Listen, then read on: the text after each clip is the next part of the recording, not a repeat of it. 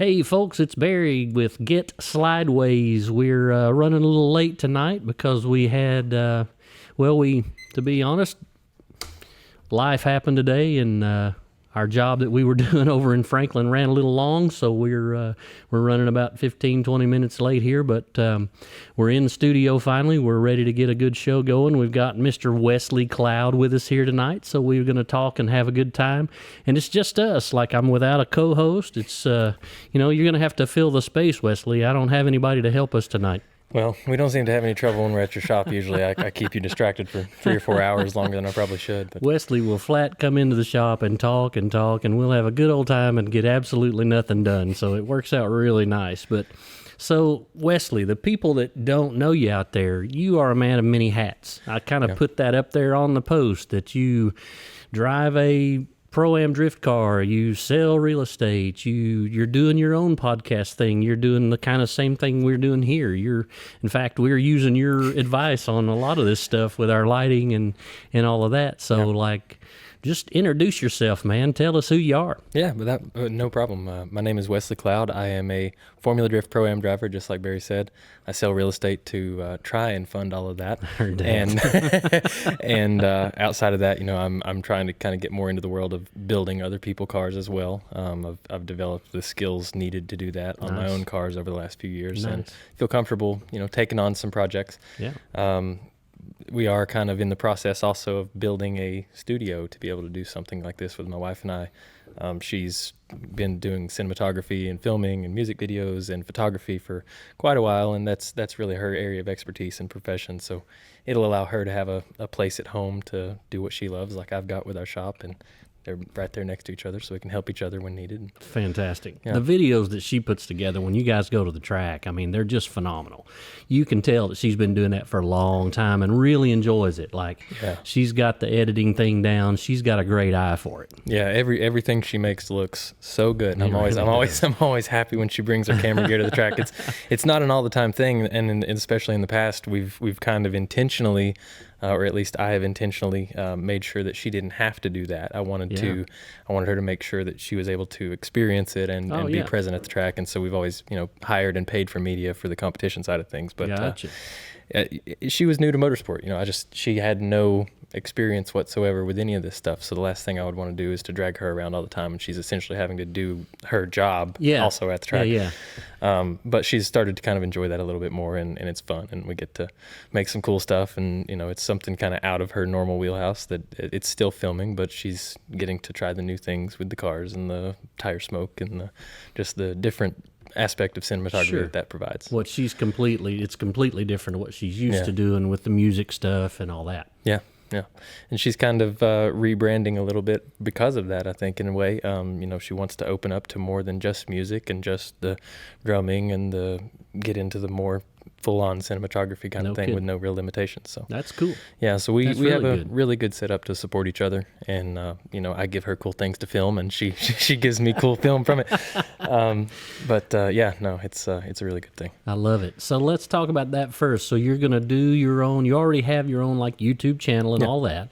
And so you're going to start, you've kind of already been doing your own documentation about your own builds with your vets. You've got one build, you're building a second. Mm-hmm. So you're going to be doing other people's cars now. Yeah. I've been filming kind of almost test filming a bunch of stuff for the past few months in my main shop portion, really kind of before this whole studio idea came along. And just trying to perfect what I think is the best short form content can look. Proper lighting, proper audio, proper camera usage. Just there's a lot of rules that kind of go into that stuff that maybe most people don't even know or care to learn. I'm fortunate to know that stuff and have a wife also that's really good at it. Yeah. And so we just have the ability to make really good stuff. And to me, it makes sense to just do that. I've been around various motorsports publications and podcasts and shows and this and that to learn, what it should look like. And I think that we have enough interesting stuff going on to where I can put some stuff out that people may want to watch or can learn from. In the building other people's cars things, I'm able to share some of the things that I've learned, save a bunch of time, save a bunch of headache. And I think that kind of content's really more important than, the clickbait stuff and the Yeah. whatever. I really want to put some time into this stuff and maybe bring back people's attention spans a little bit more beyond the 30-second Instagram reel. Yeah, I hear that. So, like, put that pie away. Don't hit him in the face with that. We're not into that today. Yeah. So, but, at the same time, you can have fun with it. You can, it doesn't have to be a serious, like a documentary all the time. Yeah. I like to share kind of the silly side of things where I make mistakes or I, could have done that differently and that would have saved me a bunch of time. Don't do it this way, kids. Yeah. Like today, I was unfortunately not filming. I'm working on relocating the battery in my competition car right now, just to move weight around and kind of get things where I think it needs to be. And so I was welding up a battery tray, and I have to kind of clear this weird spot on the rear of the frame of the car, and just took me a little bit of positioning to get it right. And I went to weld it up, and I forgot to turn my gas on. So I made this awful looking. I bet it looked good. Yeah. Yeah. I was like, wow, 1/2 a second Looked extra. like I did it. Yeah, right. So just stuff like that. I like to actually include that in what's going on, as opposed to kind of hiding from that, because that's what a lot of content ends up being. Well, and that's real. You know what I mean? People can tell when it's not real. Right. People like real. We spent all day today in the studio wrapping a car for a TV show, local TV show, and it was really cool. But it's very scripted.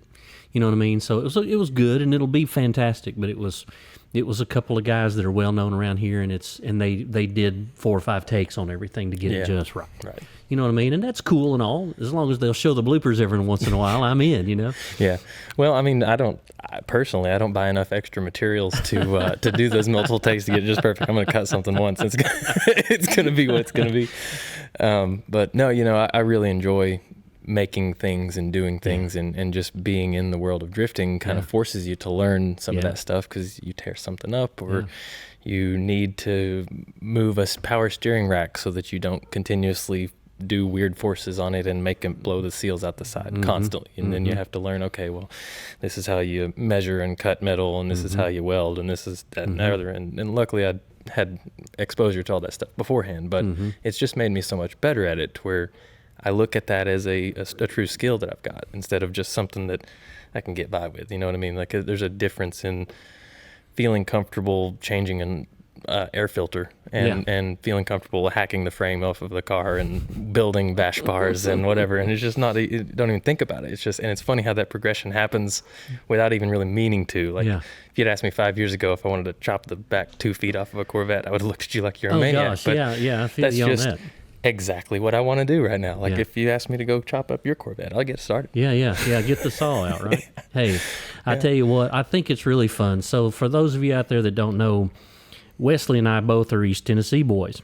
We basically grew up, a few years apart, granted, and y'all shut up because I don't want to hear about how old I am, but Wesley's an East Tennessee guy. We have raced at the same round tracks. We know a lot of the same people, and we never had any idea until we're sitting at the shop one night and we're talking about, we used to do this guy, and he names this guy, and I'm like, I know that guy. My dad taught that guy in school, and it's just so funny that, tell everybody where your background started. You started running go-karts, right? Yeah. As a young kid, I was riding dirt bikes and stuff because that's what my dad did, and I thought that was, I always wanted to be like Dad. So he had the 250 and I had the 50, and that's kind of the origin, if you will, of the addiction.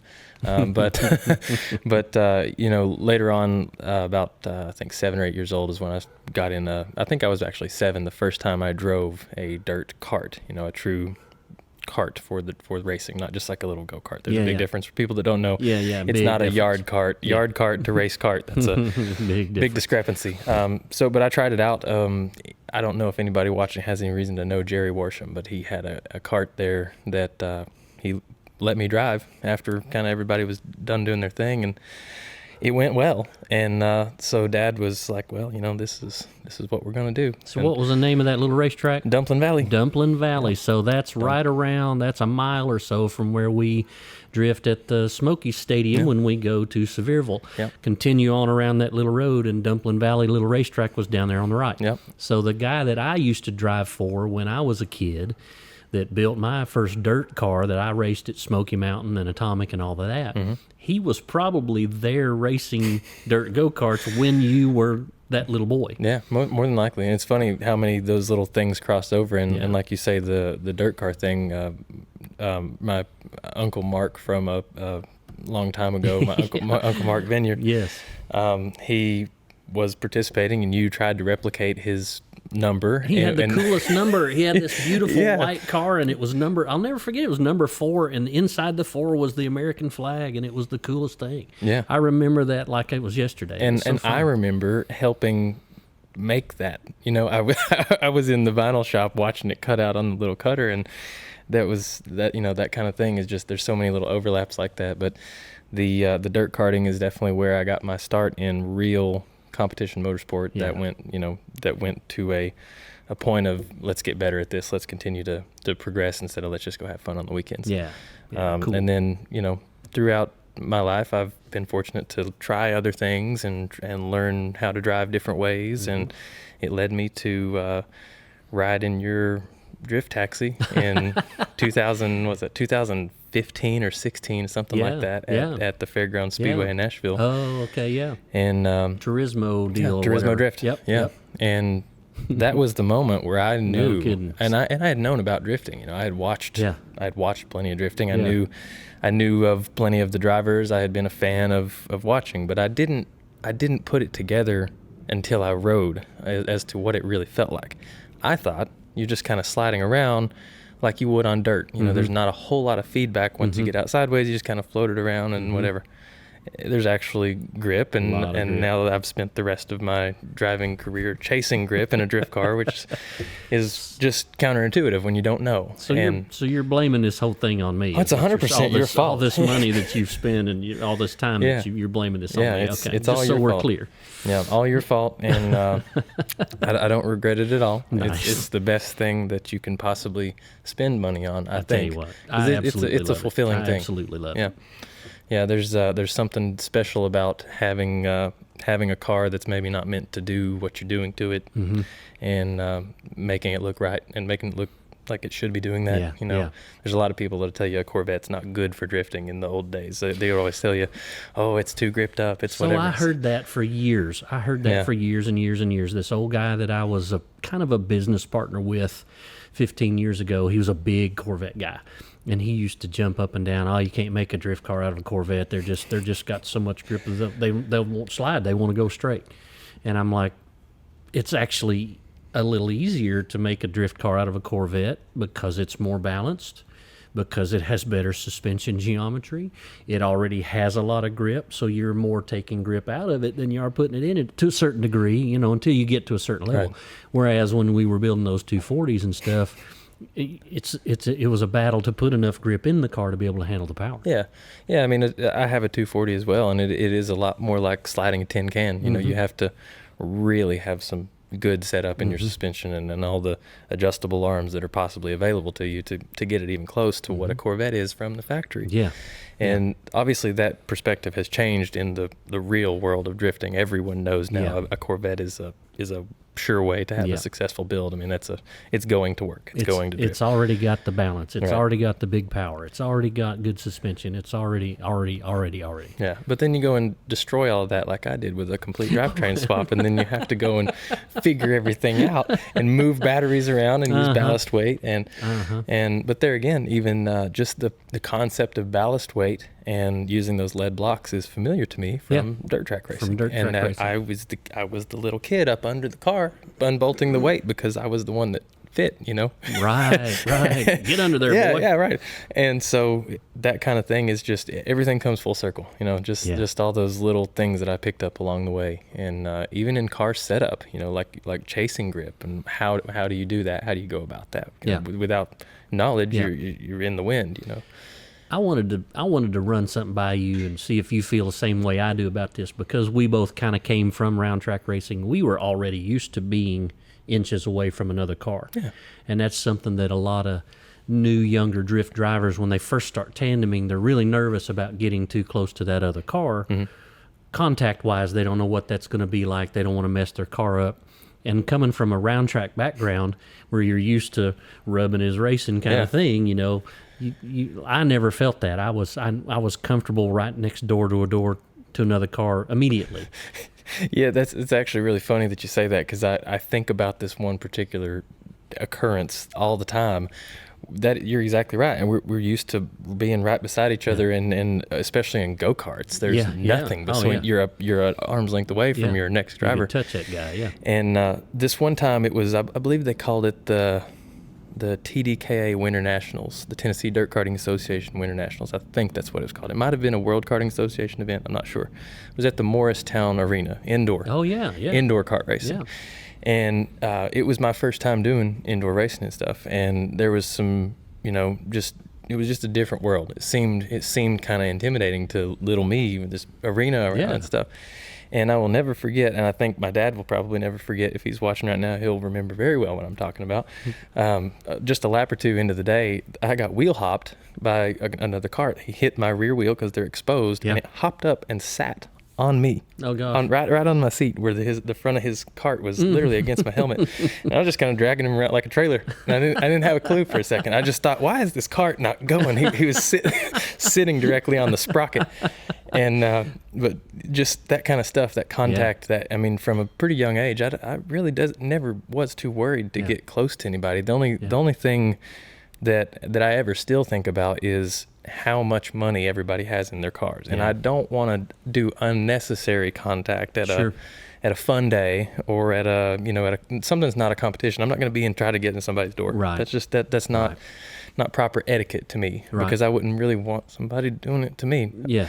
You know, obviously there's exceptions to that. Other pro drivers or whatever, if I look at that as practice. That's by all means, get in my door. Sure. But I'm not going to risk someone else's huge financial investment for no gain, you know. Well, you know, and that brings up another topic of not driving over your head, and not driving right off the end of your car either.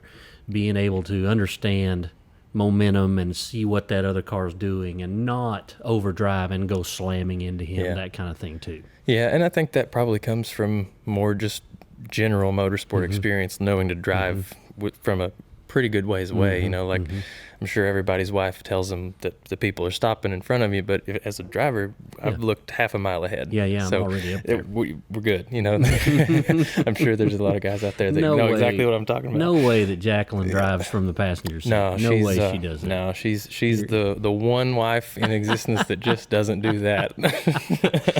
So my wife will tap her fingers on her leg. Yeah. If I'm getting too close to the car in front of me, she'll kind of like that right there. Yeah. It's fantastic. Yeah. I love you, baby. Well, I love Jacqueline to death too, and she knows that. I'm not even making fun of her. I give her a hard time all the time. I think it was probably our first date. Yeah. She said something that I was like, you know, I'm good. Yeah. Like, just wait till you, because she didn't know I could drive anything. She'd never seen me. And she doesn't know you well, and she's never ridden with you before. I get that, but you know, 25 years in, I shouldn't still be saying, "Can I drive? Do you mind?" But it happened. Yeah. Well, we just had our second wedding anniversary, so I guess I got at least 23 like more years to look forward to. Days ago, right? Like happy anniversary to yesterday. You guys. Yesterday, fantastic. And here you are with me, and not out with your beautiful wife. Well, we had our own little getaway beforehand. Just scheduling wise, she had stuff going on today. So Good. We got back. Yeah. Good for you. That's important. Oh yeah. It's difficult to balance. It is. Yeah, but I think that's if I was to be asked what's the number one key to success and longevity in motorsport, is making sure that your spouse or significant other is also having a good time. Fantastic. Because if she's not, you're going to know. Let me tell you, mine has her own little world, and she cares nothing about race cars. She cares nothing about going to the track. I think I messed her up early in our career, our marriage. When we went on our honeymoon, I came back from, we went down to Dahlonega, Georgia, where Bill Elliott is from. Yeah. And we went to the pool hall to see it. And she was like, "What are we doing here in this little town, you know?" And on the way back, they were racing at Atomic. Yeah. In East Tennessee. And I said, "Ooh, look, they're racing on the dirt." And she was like, "What's that mean?" And I said, "Here, come on, let's go in here and watch it." And I drilled her, man. And I will never forget this, and I'll pay for this my rest of my life. We walked all the way down to the exit of turn 4, and I sat her on my left side, and I said, "Watch real close when they come around this corner." And they come hauling around that corner, and I went like this. And they covered her with dirt and mud. Covered in marbles. It was awful. Yep. And she's never, she doesn't mention it, but I know it's there. That's why she doesn't go to the racetrack with me anymore. Say, folks, we're going to take a little break. The first segment's already over. It's going by real quick. It's easy to do when you're talking racing and having a good time. So we will be back in just a few minutes, so stay tuned, okay? We'll be right back. Dream realized today, guys. We spent all day today testing drifting at the sinkhole at the NCM, the National Corvette Museum road course. Myself and Wesley Cloud made several tandem runs, several single pass runs, and as far as we can tell, we've stayed underneath their sound ordinance deal. We've simulated runs where we ran a few seconds apart, 30 seconds apart, whatnot, like you do when you're sitting in line, and everybody up here is really happy right now. And let me tell you, we're going to show you some footage here in a minute. This is the best place to drift on the East Coast, bar none.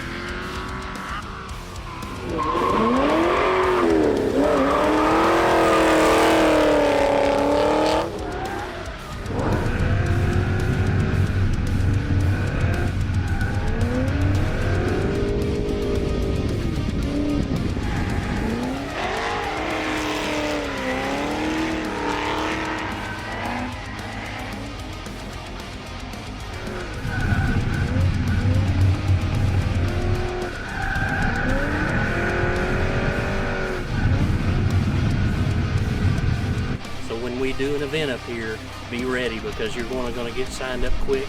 It's going to sell out because there's nothing like it. Coming down that hill, car gets light, grips back up, coming back up that hill, there's no other feeling like it anywhere in the world. It's crazy how good it feels up here. Stay tuned, we're going to get right back with you.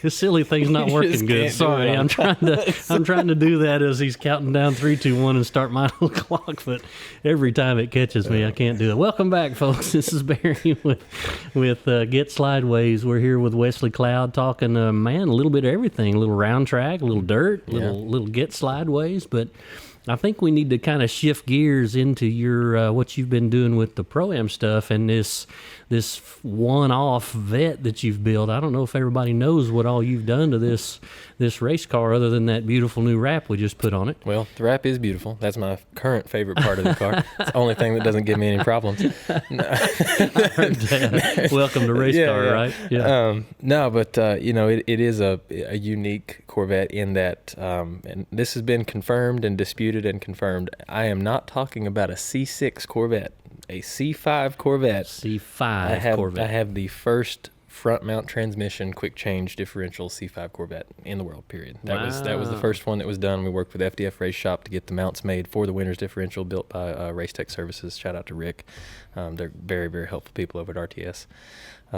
So that differential is in the car with 2,000 horsepower axles that are way too much, but Yeah. that's just kind of what's available for Sure. that differential. With C6 ZR1 rear wheel bearings to accept the extra splines of those axles. It's just a bigger, beefier, more spline axle.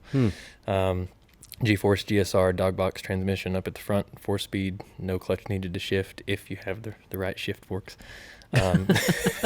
That sounds like you learned that by Well, experience. yes and no. I actually had a weird issue. There's a little ball that's at the bottom of the shifter that kind of sits in the little Right. cup, Yep. and the cup cracked. And so Oh. there was one side of that cup that was just not there, and so I physically couldn't get it to go into the gear. It just wasn't there. And if you kind of wiggled it around, you could kind of get it to go into. That was last year at Atlanta. That was just the second round with that transmission. We kind of learned that was a weird freak accident kind of thing. Yeah. Got that fixed. No problems with the transmission whatsoever since then. It's basically a bulletproof thing. It's Nice. one of the best upgrades that I've done to any car ever is putting that differential and that transmission. I never knew previously how much the stock differential was limiting me. I always thought that the out-of-the-box LSD for a Corvette was pretty good, and it is pretty good. But the reality of it is, I believe on transitions and on certain small off-throttle situations, it was unlocking. And I think it was doing it enough just to throw some things off where it felt a little bit kind of wishy-washy sometimes.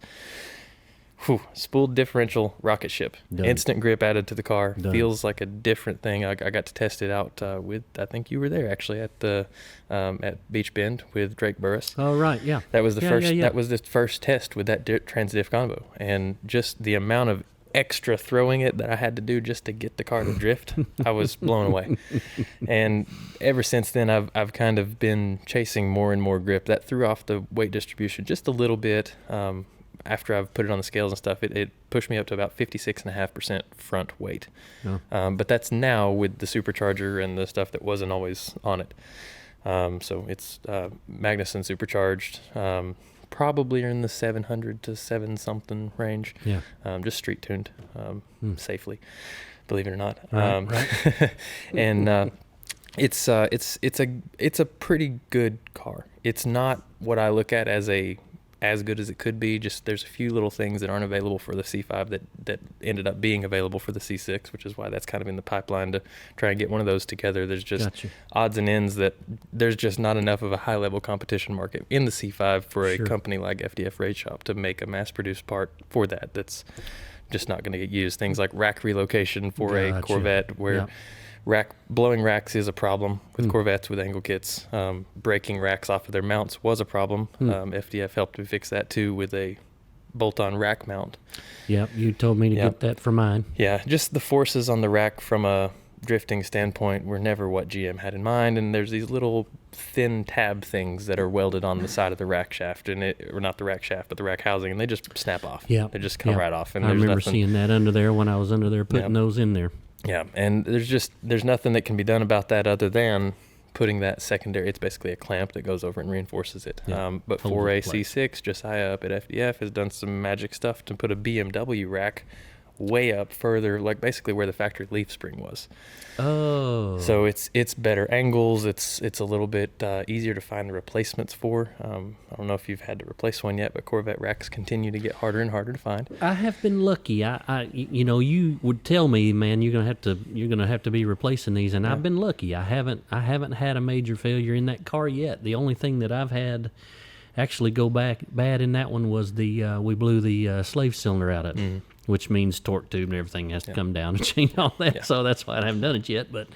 But that's been the only major thing that we've actually had. That Corvette has been bulletproof. It's been Yeah. a fun car. I think probably it comes down to where you've got kind of a more mild angle kit where Absolutely. the rack shaft is not really getting the same Absolutely. kind of forces on it. But Yeah, You've been I'm a mild Mantis. yeah, And I'm not competing either. Right. I'm just playing. I'm out there just having fun, giving people rides. So I'm not.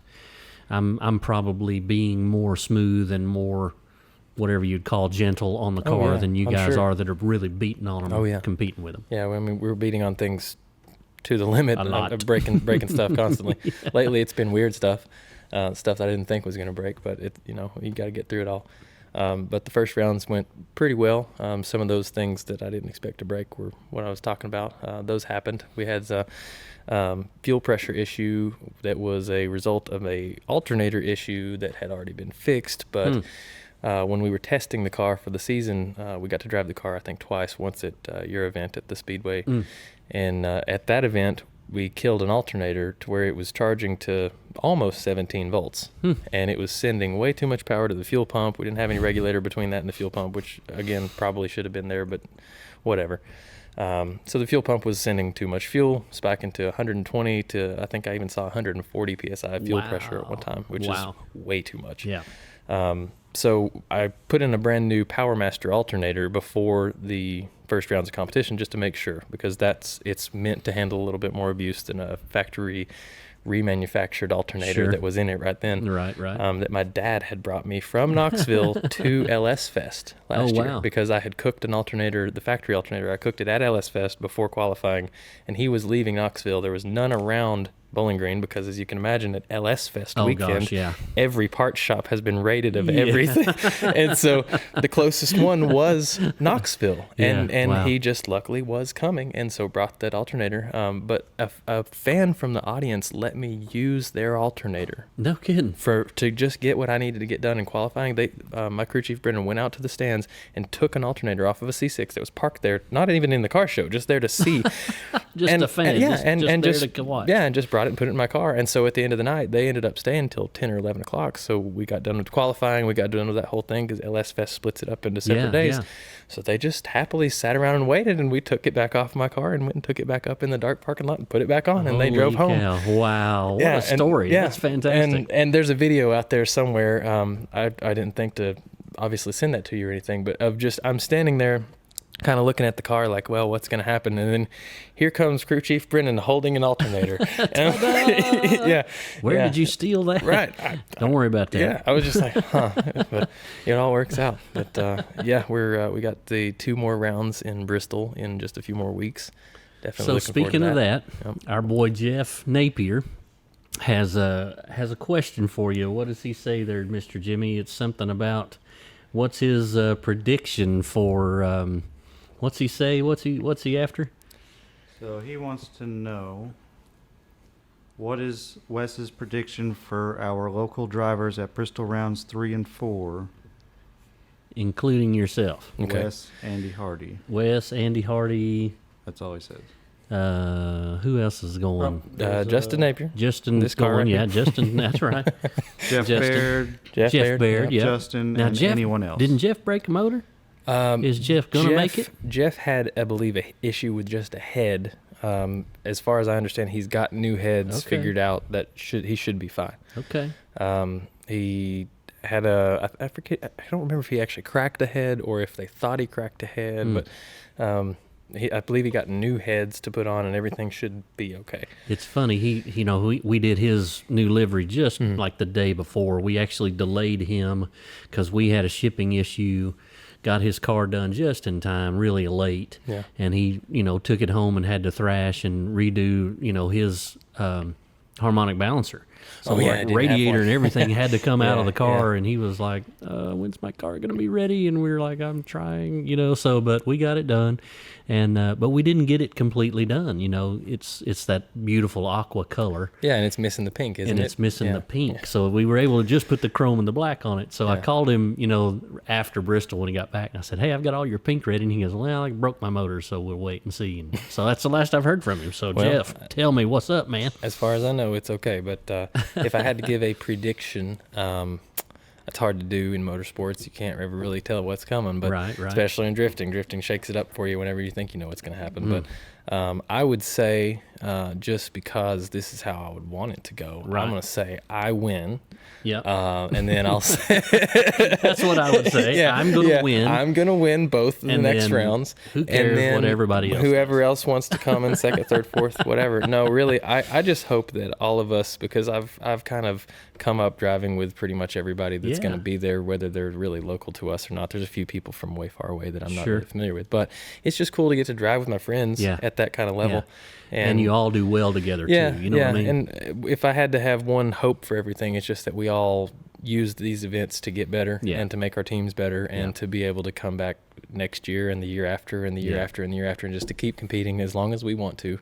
And to be able to do that, you have to use each one of these as a building Yeah. block to a successful organization, especially if you Yeah. want to try to make that jump to pro spec. It's a big jump. Yeah. And if you don't have Yeah. everything kind of figured out on the front end, you try to make that jump and then figure it out, you're sunk. Right. And so I just love the ability to try to help each other grow. Jeff and I are helping each other a little bit more recently. Cool. Justin's a great friend of mine. I've been trying to help him. He's been trying to help me for a long time. We talk almost daily. Well, daily we do Nice. talk. Nice. Let's see, Andy Hardy. We aren't as close as the rest of that group, I guess. Yeah. But Andy's had some bad luck with his car, and Yeah. I just hope that his car does what he needs it to do, Yes, so that he can exactly. kind of salvage some points in these last few rounds, because he's just had bad luck at LS Fest, bad luck at ProAm, it's just bad luck, and that's just the nature of it, when you are being Sometimes so we go hard on the through car. that. That's Yeah. right. Sometimes we go through that. There's no explanation for it. Sometimes you can prepare and you can build and you can do everything right. Yeah. And some silly little thing can kill the whole thing. Yeah, it can be I think, I forget what exactly he had fail. I think it was a piece of his angle kit, it was a Heim joint failed or something like that, and they went everywhere to try to find one and just couldn't find one. It was just not a drivable car at that point. Wow.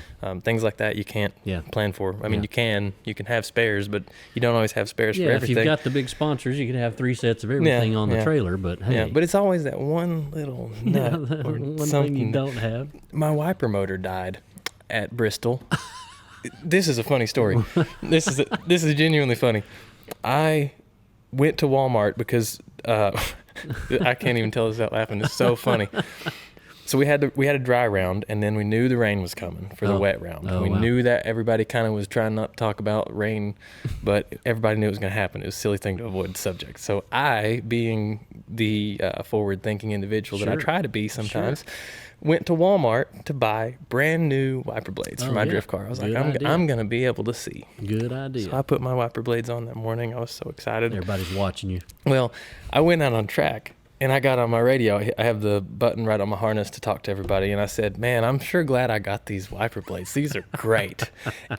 The second those words left my mouth, they stopped. And I was like, oh no, this has got to be a joke. So I'm sitting there flipping, and I get on. I was like, well, it turns out that my wipers have just quit working. And forget that. So pulled into the pits. We pulled the wiper motor out, which is not the easiest job in a Corvette, but it's not the hardest. You have to take the whole wiper arm assembly and stuff out of the right. cowl. Put direct power to it from a Milwaukee M18 battery, and it didn't do anything. Would not move. And so again, Dad to the rescue. He drove. He was already in Bristol and drove like an hour or so to find the nearest in-stock C5 Corvette wiper gosh. motor. Wow. Fix me up. But Andy Hardy actually was the one that lent me the Rain-X in the interim, so I could, nice. So you so could I could see a see little. something to practice. It didn't really work because you're not really moving forward fast Yeah. enough for the Rain-X to really do what it's meant to do. So it Oh. helped from just kind of making a mist on the windshield, but it still just stayed on the windshield. Yeah, Oh my what can you gosh. do? Yeah. But it is a funny thing. I was so proud of those new Yeah, wiper those blades brand just new for them to wiper go blades. stop. Nice. It ain't like you can from strapped into your seat. It's not like you can reach around. No, but I guess the reason I told that story is because that was a spare I never thought I'd need. Right, a spare wiper motor I on a have it. drift I car? now carry a spare alternator because of the alternator Sure. problem. Sure, I got a spare oil cooler because I busted my oil cooler at Chilhowie Park, and Louie had to clean it up for 2 hours. Sorry about that, Louie, over there in the car. So now I carry a spare oil cooler because I looped the lines for that day, but I didn't have an oil cooler. Yeah. Just things like that is again just things you learn along the way. Just what breaks. That's right. Yeah. That's right.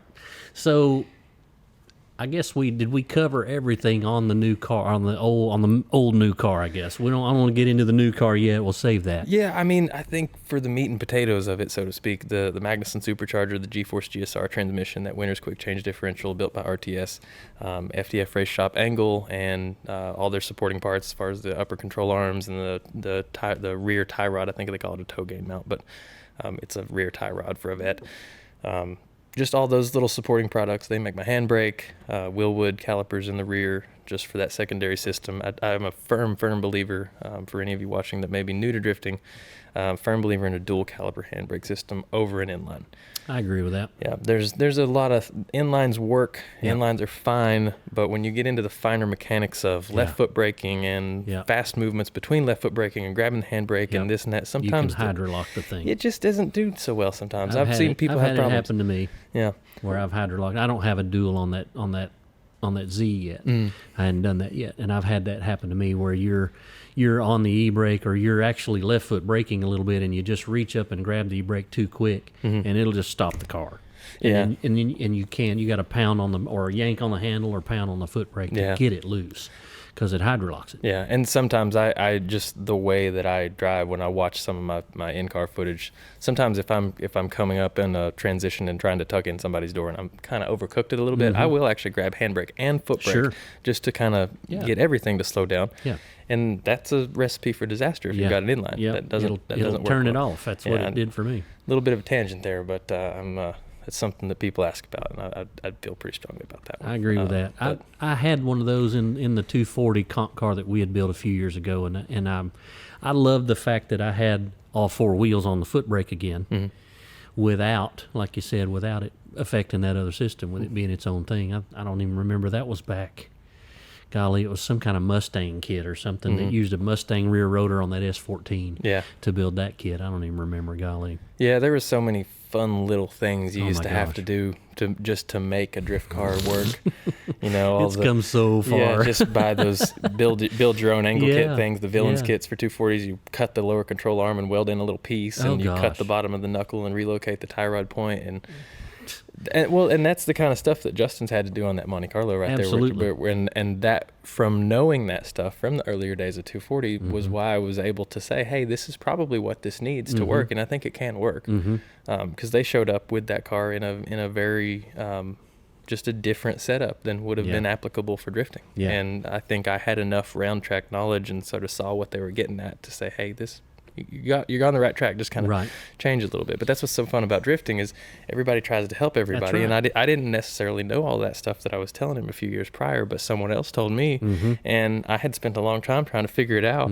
And so I see these guys like, well, let's take that learning curve and just flatten it, you know, because now look, he's driving in ProAm. And that happened pretty quickly, just from people sharing things. I'm obviously not the only one that's helped him, but everyone's so willing to do that. You can't say that about any other motorsport. No, and I know that for sure, because I've been in them. They'll lie to you, or or they just won't tell you anything. I kind of harp on that here lately. Like everybody that's been on, I've had a good combination of drift guys and round track guys on the show so far. And I always come back to that point of how in that round track racing, the guys they'll kind of help you, but they'll also tell you things that are wrong because they're trying to beat you. And it's not like that in drifting. We've not experienced that at all. If something happens, people will climb in.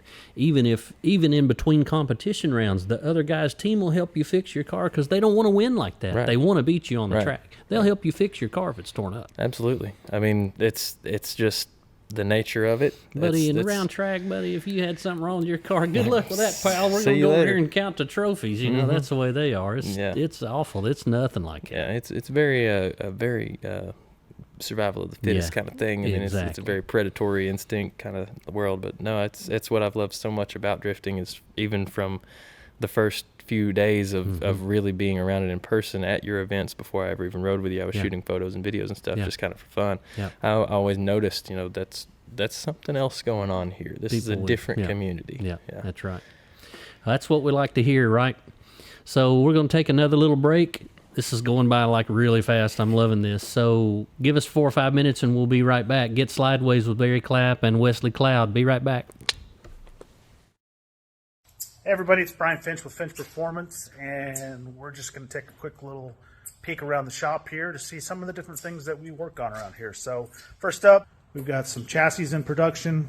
We've got a small backlog right now, but we're knocking out some 67 to 72 C10 stuff. We've got a really cool 67 crew cab Chevy here, C10. We've made a custom one-off Apex Predator chassis with long arm suspension, all the way around. This thing's going to be pretty badass. 56 F100 with the Coyote 10-speed. Just all we got left here is really getting the supercharger installed, finishing up the wiring and a little bit of the fuel system, get it fired off.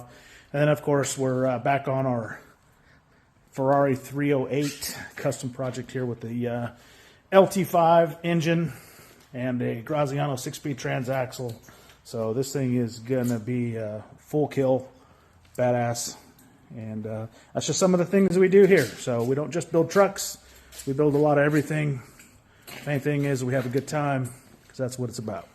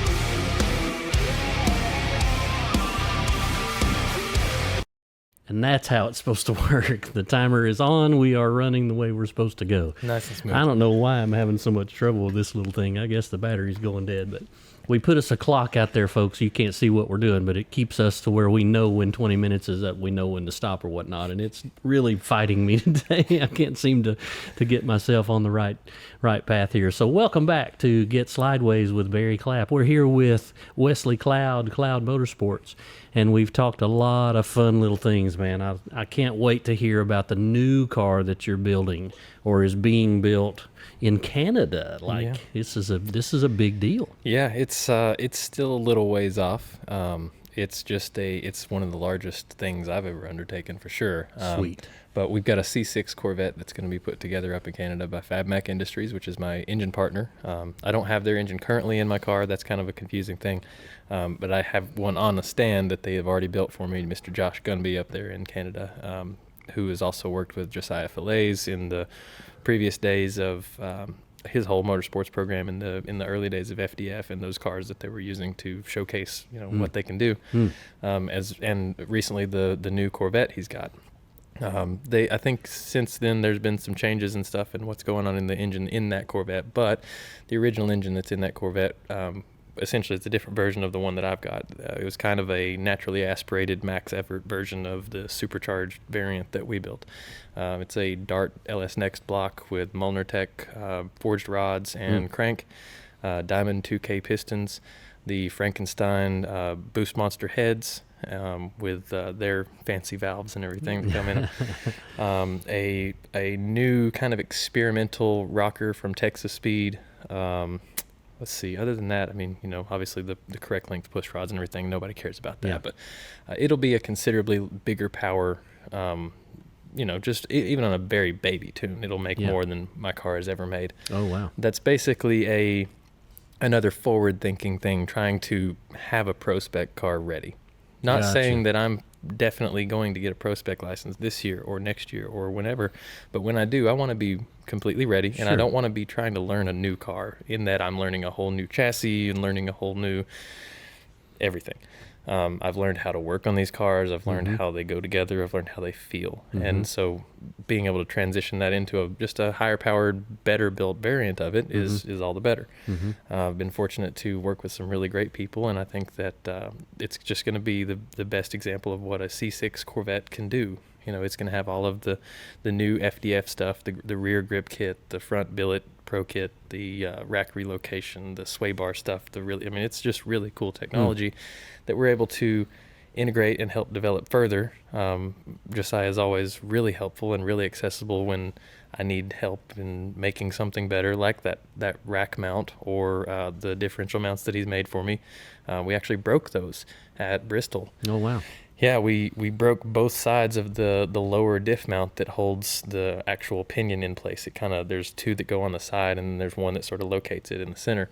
And it just, on both corners, no impact or anything, just broke. And that just was a weak point that we found. And it took him all of 10 minutes to say, well, we'll just get you one made without the corner cutouts, and we can make it stronger and whatever. And so that kind of approach to always making even the individual parts better, not just the whole car, like making a different version of whatever. To be able to be a part of all of that is worth its weight in gold to me, just to stay on the front of the technology, to not be left behind, because it's not to say that you have to have this perfect shining example of a race car in order to do well.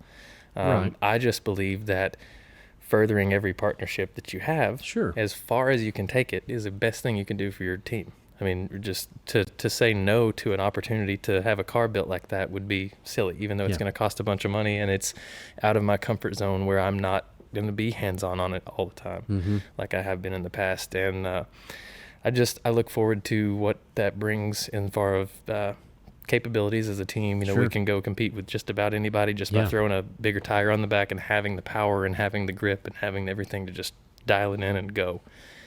That's been a little bit of a problem with the C5, just having a limited availability of there's no grip kit for the rear, there's no rack relocation, there's no whatever. And to someone that's just drifting for fun, none of that's ever relevant. Right. You don't ever think about that stuff. Yeah. And I got this Corvette a little bit early in the curve of Corvettes where it just wasn't obvious yet that there was going to be this fork in the road where not everything got developed for the C5. And if I'd known everything, if I had known all that, I would have never done the C5. I only did that because at the time it was $10,000 cheaper than a C6. Sure. And everything to me was the same. That was the same for me. I love the look of a C6. Yeah. My ignorance as far as cars and the difference of what's what, I just thought, man, a C6 is a prettier car. I'd rather have that. But, man, they were so much more expensive. Yeah, they were still $20-something thousand for a pretty bad condition one when I bought that C5, and that's just not what I was trying to spend on. I'm out to take that to start with and then have to build a race car out of it. See, that's the thing. If it was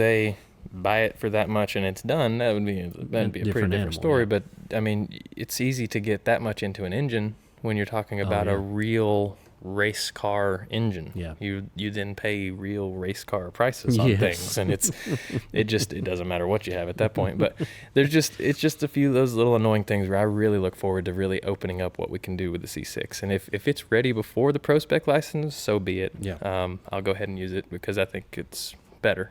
I think that I won't have it making 1,000 horsepower in ProAm, obviously, but it'll be a very, very well set up car where I've got a few limitations that I'm going to continue battling in my C5, and I know that, and that's okay. It's kind of self-inflicted with that, trying to do different things and do that drivetrain swap on a C5 instead of a C6. Yeah. Because like people argued with me about before, people had already done that to the C6. It was kind of a proven formula, if you will.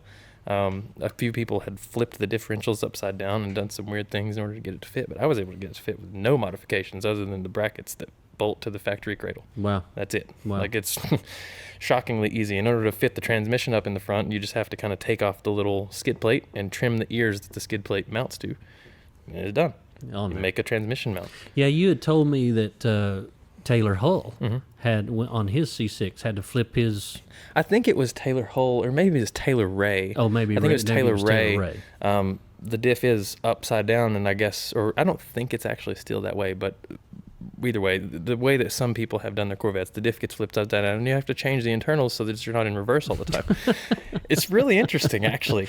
And then it's what's even more fun is filling it, because oh, right, it's upside down. Upside down. Right. And so I don't really even know what everybody does for that, but all of the ports and everything. But mine's the correct. Mine is definitely the correct direction, and it's just great. I love that. Wow, that's really cool. Yeah. So I'm really excited to hear about that. And so that whole point about building that car, even if you're don't have the license to run Pro Spec yet, next year you run Pro-Am in basically a Pro Spec car, and you're learning that car and getting ready for it. Right. That touches on what Louis said last week on our show about how he wants you to not only learn to drive better, but he wants you to learn how to be a better competitor, have a better piece of equipment, have a better whole outlook on your program, have a better way that you approach sponsors, have better sponsors, better relationships, all of that stuff, because that's the way he's running his ProAm. So that fits right in line with that. Right. And I think Louis does a pretty good job, or a very good job, I should say, of making sure that people are prepared for the next level. Yeah. Like anything else, there's certain logistical things with events that don't always go as smoothly as they can, but if you really just distill it all down to what's actually taking place, it's a pretty strong preparation school for ProSpec. Good. And showing what kind of competition is there going to be. You know, there are some heavy hitters, there are some kind of just crazy cars and stuff that can get intimidating, and if you don't learn how to deal with that and learn how to deal with making your own car as good as it can be, and not just figuring all these little pieces out that make a giant puzzle that is a successful team, it's such an important thing to do, and not try to, like I said earlier, figure it out once you make the transition. Because I just don't see, I've seen a lot of people, I don't have personal close knowledge of these people, but I have watched from a distance a lot of people make the jump and not really be able to sustain it because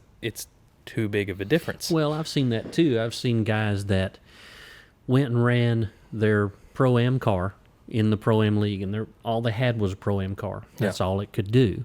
They got their license, back when there wasn't even a Pro Spec. There was is that what Pro 2 is? Is that what that technically is? Pro 2 is gone, it's Pro Spec. So before that was even a thing, you went from Pro-Am straight into Pro 1. Mm-hmm. And if you took a Pro-Am car to Pro 1, you're wasting your time. It didn't matter how good a driver you were. And that happened to some guys. There was a guy from here, drove all the way out to California and couldn't qualify, didn't have a chance. Mm-hmm. Couldn't put on near the show that those, $150,000, $200,000 race cars were out there doing in what he had built in his garage. Right. It just wasn't even close. Yeah. That was something that Louie and I talked about last week on the show about how, in our round track world, you started when you're 7 years old. Mm. If you wanted to go to Cup in NASCAR, there's 30 steps. Oh, yeah, and you got to go through all of them. To train you to get there. Yeah. In drifting, there's 3. Right. In drifting, you can't start when you're 7. Yeah. There ain't no way to do it. There ain't nothing to drift in. You got to be big enough to drive a full-size car. And then there's only grassroots, Pro-Am, Pro Spec, and then you're a pro. That's it.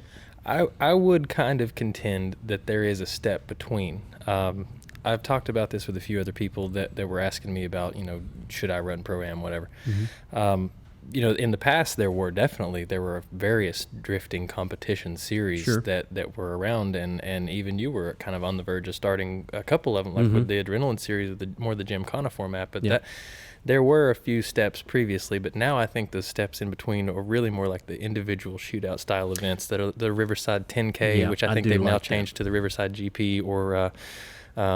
What clutch kickers used to be. I would look at clutch kickers as a step above. Even clutch kickers to me was a mixture of Pro Spec, Pro 1, because that was what the cars were that were winning. Oh, you had the Pro 1 guys that would go out there in their Pro 1 car and make no changes because there was no rules. Oh, clutch kickers did not have a limitation on that. But that's also present in the Riverside 50K and 10K, where there's. That may be correctable on a few of those things. I think they have a 255 tire rule on the 10K, maybe. Not sure.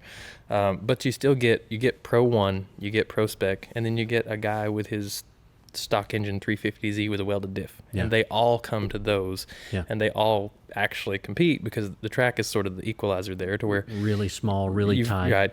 You've got 1,000 horsepower. Who cares? This guy's got 300. He's probably going to keep up. Yeah.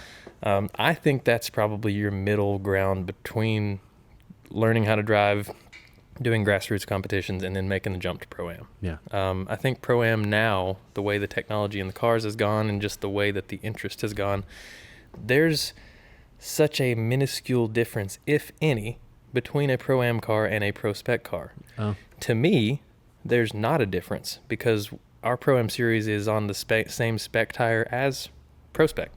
And there's no reason for there to be a difference. If you're on the same tire, you can assume that they're around the same power level, which I know from our series it's the case. Mhm. I mean, boost and V8 is necessary. Yeah. You can't just have a V8 anymore. You can't just have an LS Swap 240. That's not competitive. Right. I think that has pushed it so far into the spectrum of true race car, even at the Pro-Am level, that you just most of the time could take a Pro-Am car and call it a Pro Spec car. It's all the same safety regulations. Yeah. It's the same limitations in that, factory pedals, factory steering column, factory dash, rules on the fuel system. Everything's the same. The only thing that changes between Pro Spec and Pro 1 on the cars is the sizes of the tires, the weights that are allowed, the requirements on, I think you can start to use an aftermarket steering column and rack and this and that and use a pedal box. You can't use a pedal box in Pro Spec, and there's just all these weird little rules. It really just kind of takes the limitations away little by little. But between Pro-Am and Pro Spec, there's no difference in the regulations, and so people build their cars that way. Yeah. People just look. I mean, I can't tell you the last time I really bothered to read the Pro-Am rule book, because I may as well just read the Pro Spec rule book and go ahead and build my car that way. Makes sense. Yeah. And so to have the Pro Spec car done even if I don't have a Pro Spec license, it makes sense to go ahead and use it because everybody else is. Yeah. Everybody else. I mean, there's no difference in technology. Everybody has the grip kits, the full, the every possible suspension arm that could be done to a car, and then they have the same cage. It's just hard to identify what those differences would be. I say the only real differences would maybe be the tracks. For Pro Spec, you would go to Utah. You're not doing that in Pro-Am, but we did go to Jersey. Yeah. We went to New Jersey in the Drift Coliseum, and that's a Pro 1 track. Yeah. So the gaps is they're getting smaller and smaller. So I think it's becoming almost a necessity to build yourself a Pro Spec car for it all. And then if you have one that can also go into Pro 1, all the better. And that's kind of the goal with the C6, is to make it a one size fits all, because it will have the power, it will have the drivetrain, it will have the safety requirements. All that's left from that is to set it up differently to run on a 255 to a 295 to a 305 or whatever the weight dictates the tire that we have to run if we were to go all the way to Pro. Right. But that chassis, a C6, is used in Pro. Yeah. So as long as it's built robustly enough to live through what I put it through, we'll obviously refresh it from time to time, or take all the good parts out of a wadded up chassis and put it in another one. But I will stick with the Corvette thing because I love them and I like to work on them, and it just makes sense to me. I liked what you said about the Corvette when you and I went up and did the test at NCM, before the event last year. How you used to drive by the place and think, man, it'd be really cool to. And now here I am, with a Corvette drifting on this track. Yeah. How cool was that? That kind of thing, man. I don't know what it is. I don't know what I have done right to get to get the luck that I've got for that type of experience. Things like that just seem to fall in my lap for no reason. But I can't tell you how many times that I passed the NCM Speedway or visited the museum or drove on the Speedway in a non-drift Corvette. Just thinking like, wow, this would be the one, this would be something. And a Corvette on the National Corvette Museum and all this stuff, I've been a Corvette nut. I used to be a member of the National Corvette Museum until just a couple of years ago. So I spend too much time drifting. I don't ever go do things like that anymore. Right. Just when you asked me to come be a part of that, I almost thought you were joking, first of all, but then just you did a video and you were sitting there with your simulator and your helmet on and everything. Yeah, that was awesome. I loved that. Yeah. It's one of the most exciting things I've been a part of for sure. And that's something I get to say forever. I mean, you and I were the first. That's it. Nobody else can say that. First to drift the Corvette on the Corvette track. Yeah. That's right. I get to tell people that all the time. That's a lot of fun. That was a great day. Yeah. And what my favorite thing about it is everybody's all scared about the noise. Or what are we going to do? Are we going to be loud enough? And we got finished with our test. And remember, we went over and we were telling Zach that we were leaving. And he goes, "You guys done?" Yeah. And we're like, "Yeah, we're packing up." And he goes, "I never heard anything. I didn't even know you were out there." Yeah. It's funny things like that happening where there's been a little bit of a resistance to kind of open doors to drifting. And then once there's a little bit of education and a little bit of exposure. I was talking with an organizer today, just for a different situation with one of my partners. We were looking at trying to get myself and my car to a track for sort of one of their events that was not a competition, just to film content and just to be a good partner in a sponsorship relationship, as you should do. This particular event organizer, it's at Virginia International Raceway. Once we sort of talked about everything and it came to light that I was in fact drifting, not just driving on this track, it became a pretty different conversation, you know, that, well, we're not going to do that, you know, that's not going to happen, which it's not on the track at that point. It's really, it's just on the individual event organizer. But it's interesting how that shift takes place once NCM opens their doors and sees that in a properly hosted environment, it's not going to destroy their track, and it's not going to run people off, and it's not going to cause the city to close them down. And it's a very serious motorsport now, and I think it deserves the same respect that any of the other ones do. You know, I like the way you said that, with education as far as that goes for these racetracks themselves. Yeah. So years ago, I started Tennessee Drift at the fairgrounds. I had an in with the promoter. We went, we had drifting. It was great. They loved it. Everything was great. And it went for 3 or 4 years until we got into the super speedway. And we the super speedway was better. Yeah. You know, no argument. So we went over there. Well, in the meantime, the different promoters have come and gone. They've changed hands. This, that, and the other's changed. The people even in the offices that control the fairgrounds have changed. And 2 or 3 years ago, I thought, it'd be cool to go back to the fairgrounds and do an event. And I called down there, and the new guy doesn't even know what drifting is. Well, we don't do that. We don't tear our asphalt up. And I'm like, well, this is where we started this deal. We used to drift here all the time. Well, we just, the way things are now. And I'm like, I had to kind of talk to him and educate him and make him understand that drifting, you're sliding across the top of the asphalt. It's chewing the tire up, not the asphalt. Yeah. Grip driving on asphalt's what tears asphalt up. Yeah, the forces are very different. Yes, absolutely. Yeah. So that's another thing that we're going to talk a little bit more about on the next segment. We're going to see about some new venues that we might be able to go and check out and see what we can get done on as far as that goes, about having some more exciting events around here. Stay tuned. We'll be right back. Get Slydewayz.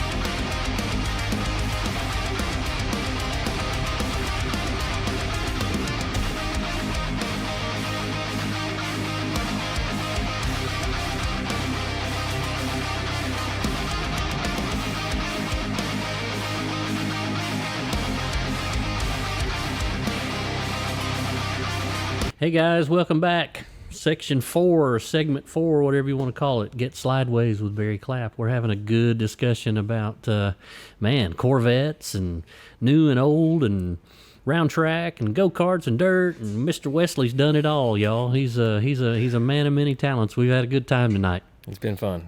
I appreciate you coming, man. It's fun to just talk to different people in our sport and just get different perspectives as far as, what you like, what you've learned, you being a builder and a driver and all that stuff, because everybody's not like that. I'm not a builder. I'm a driver. I make them look pretty. I got to have somebody that makes them fast and makes them handle good. You know what I mean? I have basic knowledge of how that stuff works. I'm the guy that shows up with a hat and a steering wheel and says, man, it feels like this. Can you fix that? And then they get under there and turn the wrenches and fix it. I'm not that guy. I'm not the mechanical guy. So it's really cool that you've learned all the setup stuff where you can not only know what your car is supposed to feel like, but make it feel that way. And a lot of guys need to learn how to do that. How do you learn to do that? Is that just experience? You've just done it for so long? Yeah, I was talking about this with someone just a day or two ago. I think I've just been kind of a little bit of a mechanical sponge when it comes to anything mechanical. I've picked it up and held on to it, and being around all these different motorsports and just having a bunch of people around me that knew things, I was just really lucky. I think just paying attention to people that do know what they're talking about. But I think if you're starting off from scratch, though, if you're trying to get into motorsport and you don't have that background and you don't have any of that, I really think it's just kind of forced learning. I think you just have to kind of dive in and when your head gasket blows, well, today you learn how to do a head gasket. When you're, that's just, and to a point, that's kind of how I've gotten to where I am now, to where I do feel comfortable on just about anything that comes to working on any of my car stuff or advising or whatever. I just kind of know because I've done it now. And early on, I had to ask for a lot of help with my 240 and doing the engine swap and doing all of these things that I had never done before. I mean, the idea of an engine swap before I owned that car was foreign. That's just an example. When you get into this stuff, you either have to learn how to do it or you have to pay someone to do it. And I just haven't really ever been in a position or wanted to pay someone to do it all because I like to be able to know how to do things, and I just try to learn things constantly. I'm just that type of person. I've learned so many more useless facts than I probably should have just because that's just my personality. I read something or I see something and I kind of remember it. And just luckily I'm able to apply that kind of thing and see, well, this is probably how this works. Let me confirm that. Yep, that's how it works. All right, that's good. I know how that works. Nice. So I think you just have to be a little bit of the inquisitive type, and I think you have to be willing to learn and listen to people that don't necessarily put things in a friendly teaching manner, but they're still teaching you. Like you'll have the older guys at the track that are like, this is how I've done it for 40 years, whatever. But they're right. They didn't tell you how you wanted to hear it, but they're right.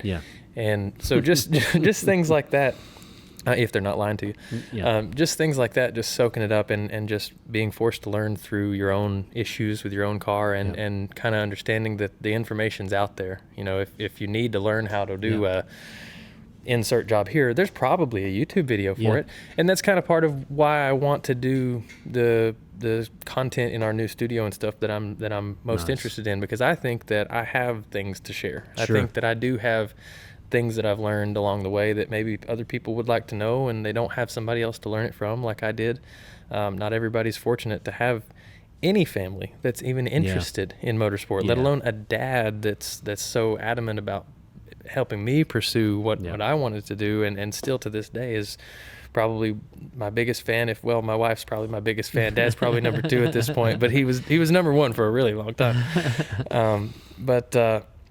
Just not everybody has that kind of thing. Some people grow up in a household that motorsports is a waste of money. It's a waste of time. Why would you do that? And there's nothing wrong with that viewpoint because it's true. It is a huge waste of money, and it can be a huge waste of time. But I think it's like anything else, done correctly and done with intention. It's a good thing, and I think it's one of the healthiest addictions you can have because it's not bad for you physically. It can be very bad for you financially, but that's a friend of mine, a guy that we used to race with. I used to do the vinyl and stuff. He's been a racer for years, and now his son's actually doing really well racing down at the fairgrounds. Scott Feccio is his name, and Dylan and his son is racing down there. We'll have to get them on the show some night. But Scott Feccio said it like this one time. He said, auto racing in general is about the dumbest hobby that you can possibly have.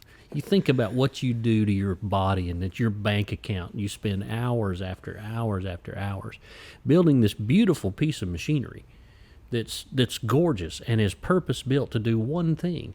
And then you take it to a racetrack and hope to not absolutely destroy it. Yeah. Because those guys, it's much more likely to happen in that area, but them guys will bring one back in a bucket, and have to throw it away and start all over. And I don't know where the money comes from to be able to do that, but they do it, and that's a testament to how much they love what they do. Mm-hmm. Yeah, you just get so sucked in, you kind of can't help it to a point, I think. But there has to be a point where you say, all right, that's silly. You can't just go off the handle and do everything. Or I would already have my C6 done somehow. Right. If it was just here goes everything, that would be done. And some people approach it that way, but that's another one of those things about longevity. That's not in the plan. If you're making decisions like that as someone that's running a team or trying to actually compete in drifting, doing the do it now kind of thing, you're not going to last. You're going to spend your entire season budget before you ever start. Oh wow. And it's so easy to do now with tire cost and with fuel cost and all these other fixed costs. They're not even fixed costs, just costs that you must pay to participate. Yeah. Just those expenses have gotten so high. If you're blowing your whole budget on always doing the next thing you hear about, always buying the newest suspension, always buying the whatever, you're just in a black hole. Yeah. That's kind of what it is anyway, I guess. But it's like, there just has to be some form of limitations, and it's not always. I think I'm guilty of that too. I'm sure everyone that knows me well would agree. I am very adamant about staying on top of technology and stuff, but not to the point where I'm gonna go kill my crew lodging budget because I wanted a new seat. There's restraint that has to be done. I got you. But use your iPhone a couple of extra years. You don't have to have a brand new one. Yeah, things like that. I mean, when you're talking about spending the amount of money that goes into any competition drifting program, I get asked all the time, what does it cost? I don't think you could run a spec tire ProAm series on any less than $30,000 or $35,000 at all. Wow. Like I just don't think you could do it. Maybe with the way that we're doing it this year with less travel, but going to New Jersey and going to Atlanta and having to have lodging for, your whole crew, assuming, everybody does that kind of stuff differently. Some people are paying people, some people are not paying people. There's been a lot of talk about that recently, and especially in the drifting world specifically. I have always been a believer that, I'm especially my crew chief and my spotter, they've just had babies. I'm taking them away from their family. Sure. I'm taking them away from their job a lot of times if we have to go load in on Thursday in Bristol. Oh yeah. They probably were going to work Friday, So I've always been a believer in at least covering those expenses and paying them what I can and still get there. But there's all this stuff that goes into it that a lot of people don't necessarily realize. It's just it all has to be managed very carefully. And but I could talk about that kind of stuff all day. No kidding. And I think it's worthy too, because people don't, people that are going to like a grassroots event and they're paying $125, $150 to go drive it at some place where maybe they have to take 4 tires. Maybe they have to take, an extra 5 gallons of gas. No.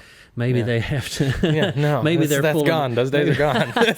I don't think I'm giving away any secrets by saying, because I'm not talking about specific numbers or anything as far as tires, but I spent $5,700 in tires for the first weekend of ProAm. Just at Bristol for the first 2 rounds of the ProAm. And thankfully it rained, so I didn't use them all. But if it had not rained, I would have used them all. Wow. And I mean, if you think about having to do, let's say you did 4 weekends like that. Yeah. And you bought nothing but tires. that's already 22,000, Yeah. 20, whatever, 23,000. Yeah. That's a lot of money just in tires. And then Yeah. you add on, call it $1,000 a weekend for crew lodging, call Sure. it $500 a weekend for food for everybody, Yeah. call it $500 a weekend in fuel for the car, Yeah. maybe $1,000 in diesel, depending on how far you pulled the trailer. Yes, all the way to Jersey. Yeah. Probably $100 in generator fuel. There's so Yeah. many, so many You don't even things. think about that. Yeah, so many things that nobody thinks about Yeah. until you're doing it, and Yeah. then you realize, like, oh crap, this is a Yeah. big jump. This is a lot. This Yeah. is a lot to handle. And then that's why I say so many times it's so important to have your organization figured out before you go into prospect, because all these Yeah. things just get worse. Yeah. And if you don't have the ability to make partnerships and actually Mhm. have somebody to help you support through this stuff, and you're pulling it all out of your own pocket, Yeah. it's not sustainable unless you're just Mr. Moneybags and you've just got it to throw away. It's just such an important thing to put the groundwork in and make a team that can be partnered with Yeah. too. That's something that a lot of people overlook and have their guys kind of not looking very good in Yeah. the pits, Yeah. or maybe they Or acting themselves right, or or- maybe they themselves as the driver are not able to interact with the fans or Yeah. the sponsors or the Mm-hmm. if you can't properly integrate yourself and your brand with a potential sponsor's target market, you're not a partner. Mm-hmm. So if you are just this super polarizing individual and Mhm. all you care to do is to start an internet war, you can't progress as far Yeah. as that side of things Yeah. goes. You can't be a shock factor guy and Right. expect Right. some company to come along and think, hey, I want to be associated with this guy. Yeah, no, that's just never going to happen. And Yeah. then for that same reason, you have to make sure everybody that works with your crew, everybody that's associated with Yeah. your name, everybody that is looked at as an extension of you as the driver, Yes. they all kind of have that under control and understand Yeah. that too. It's what I love so much about my team. They all get it. Because it all points back to you. Yeah, right. Even if you didn't do it, if they see one of your crew do it. Yeah, and Whatever it is. even as simple as, the day's just finished, it's Mm-hmm. the last car just came off track, Mhm. half of the crew has already cracked open a beer and stuff. Mhm. That shouldn't be happening, in Mhm. my opinion, really even at the track facility, Mhm. first of all, but to be in the public view. Mm-hmm. It's just not that kind of thing you have to think about. Yeah. You are becoming a marketing agent. You must think of yourself as the brand that you're representing, Mhm. and nobody's going to want to be represented by somebody that's, By one of those one of people. those guys. And every No. every track kind of has those guys. Well, it's- but the part of that's part of, I get that, and I kind of see both sides of that. I've seen guys that were 100% nothing like that's allowed at my track. I've seen tracks where it's not that big a deal and they allow it. And it depends on where you grow up. It depends on where you learn to drive. Mhm. If you're used to that kind of thing and you go somewhere where it's not allowed, you're almost in shock that, what do you mean I Yeah, can't? what do you mean? What do you That's mean I not- can't crack a beer? What's Yeah. the big deal? Yeah. And people have that mindset. But I think you're right. As far as climbing the professional ladder, you have to do away with that kind of stuff. Not that it's anything wrong with that in your own personal life. Right. It's at the racetrack. Right. It's just we are here. You wouldn't if you were it's a silly comparison, but it holds value. If you were a surgeon or if you were a Airline pilot. airline pilot or whatever, when you go to work, and you're in that for however long you're in it, and during that time period, you're there. Yeah. I just look at it the same way, Yeah. because if I'm just that much off because I'm worrying about one of my crew guys being a jerk or something, that's not going to lead to the most competitive version of me. Yeah. And Oh, that's a great way to look at everybody there is driving at such a high level. I have to have the best version of me to even try. Yeah. I mean, you can't undervalue the caliber of driver that comes out to a ProAm event these days. Oh, I mean, I bet. it's heavy hitters. Almost everybody is somebody that you look at as real competition. There's not really many slouches in the pack, this. Well, yeah, it's not like you're going to an event and there's 60 cars. Right. There's 16, there's 18, and you got to... Yeah, and that group is the 18 of the best The best of drivers the in that best. whole area, Yeah. because that's their shot at the license. That's right. And that's just how it's going to continue to be.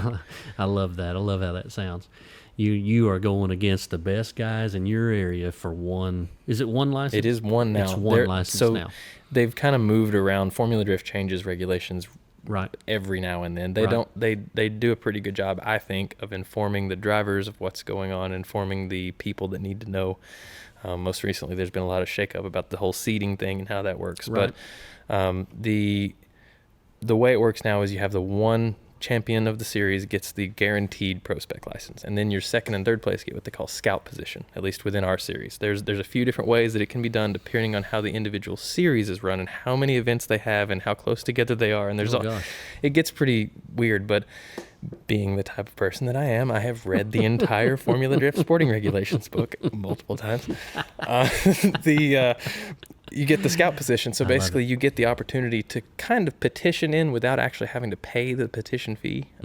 So where you've placed in the top 3 of the series, as long as you can prove that you've got the organization, do you have the team, do you have the real ability to not waste this license, right? Yeah, do you belong? Right. And just again, to make sure it's not a wasted license, that you're going to go once and realize you can't do it where someone else could have had that license. They would have been there all year. Right.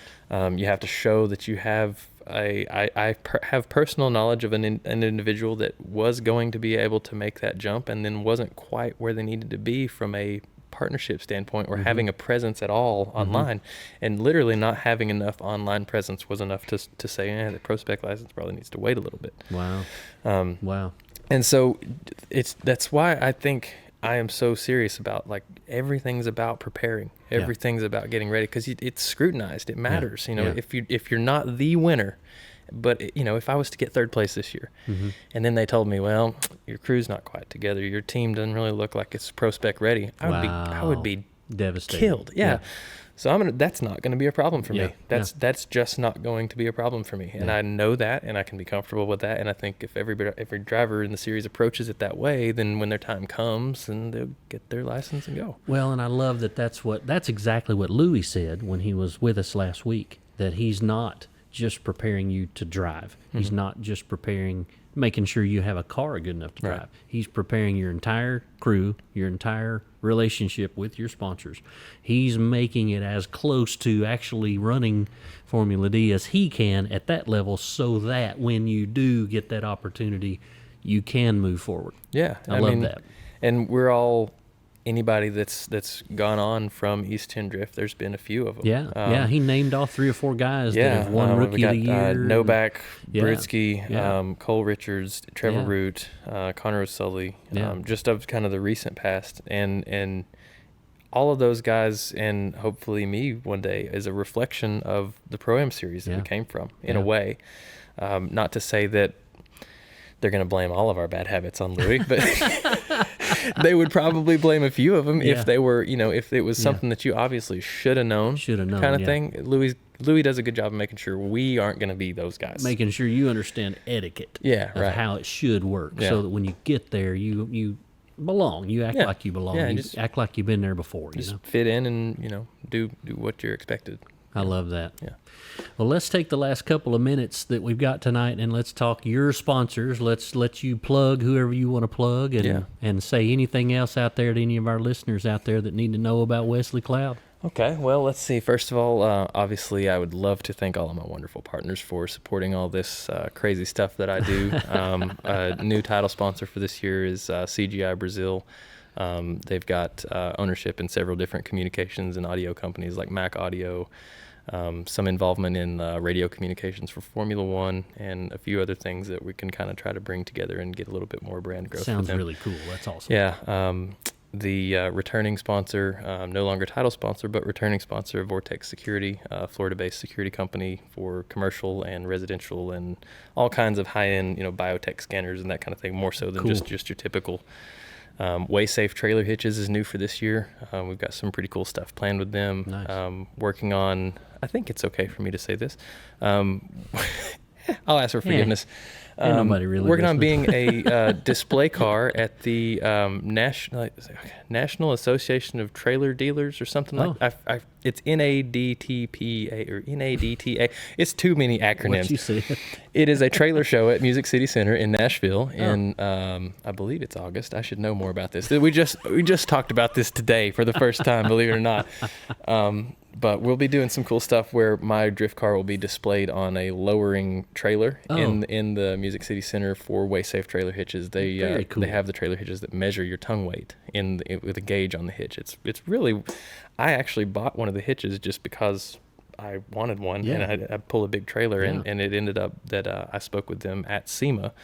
Very important thing for drivers to do is go to SEMA and go to PRI, because that in-person networking cannot be beat. If you try to do everything over email, I'm going to be there talking to them in person, so forget it. So they came on board and are definitely interested in trying some different things, because they're really, their brand presence is mostly in camping and just general trailer pulling more so than a motorsport capacity. But through our conversations, obviously, everybody that pulls a race car uses a trailer. That's right. And everybody that pulls a serious race car pulls a pretty big trailer. That's and right. if you have a big trailer, you need to know how much you got on your tongue weight. So I love it. it's a good partnership. It is. And FDF Race Shop helping us out with all of the hard parts for the suspension, the angle, the control arms, all of that, the handbrake, the diff mounts, let's make a list. FDF Race Shop is the reason my car runs, probably. Well, actually, that's the only thing it doesn't do.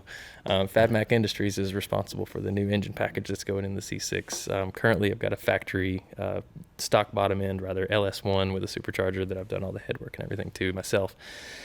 Let's see and make sure I'm not missing anybody.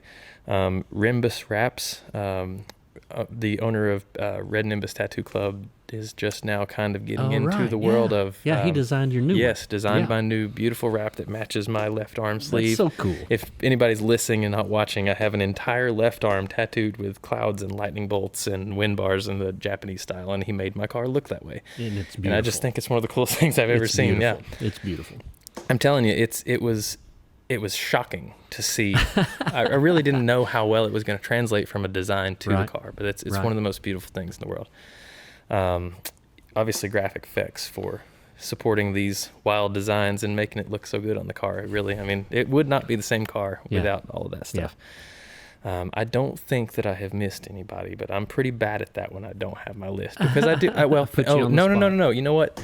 One of the most important partnerships to me, and it's not even the biggest sticker on my car, but genuinely one of the most important is Family Fab LLC in Shelbyville. Yeah. They built the first cage in my 240, and I met them kind of by chance the night before my very first drift event ever.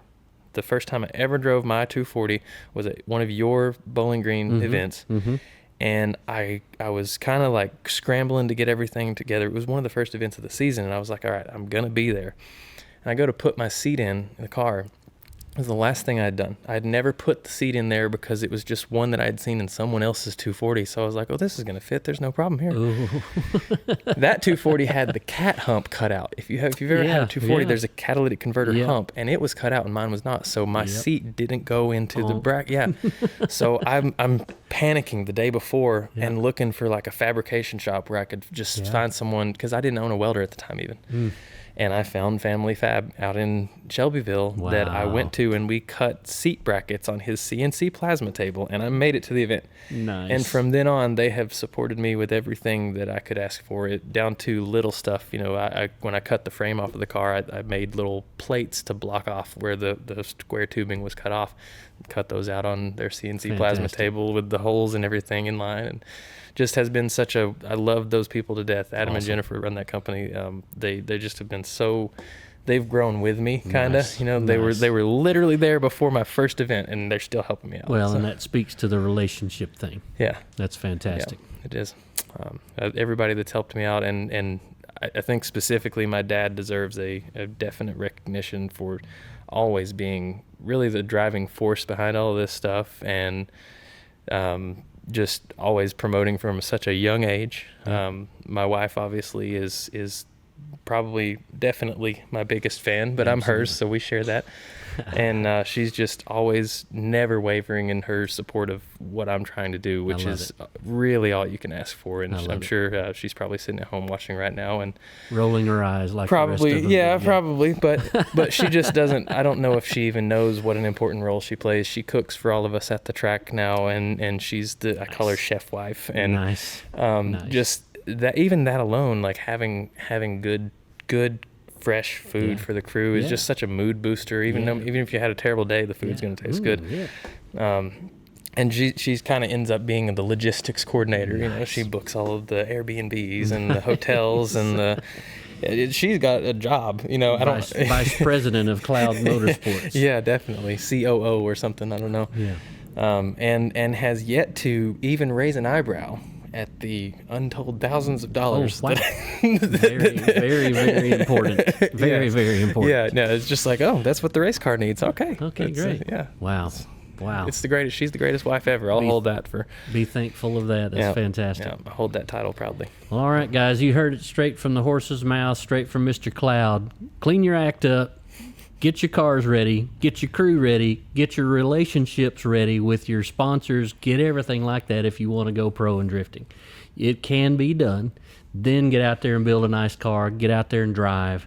More importantly, get out there and drive. Come to our events. Go to Clarksville's events. Go to Mid Pond. Go to Driven Luck. Go to any of those places and get out there and get Slydewayz. We will see you guys next week. Have a good night. Thanks for watching.